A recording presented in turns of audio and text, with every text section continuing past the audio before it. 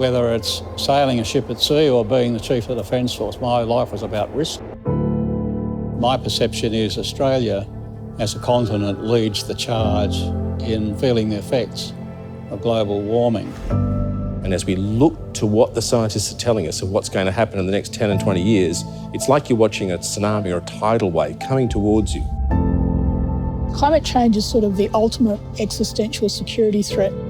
There are really only two big security threats. One is nuclear war, and the other is climate change. At the moment, I think there's a gross lack of awareness across Australia generally around the security impacts of climate change. We live in a region of nearly 4 billion people by 2050.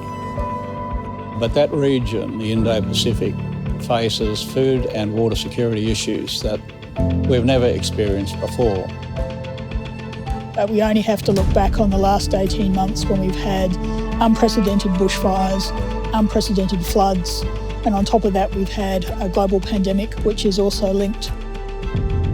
Climate risk now is the biggest risk that the business community actually faces, because if we don't get on top of it, the reality will be businesses will start to collapse because of climate impact.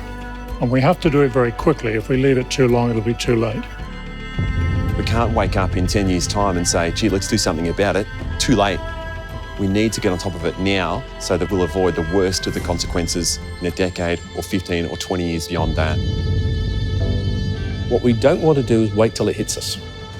We want to prepare and try and prevent this getting worse. But we have to act now.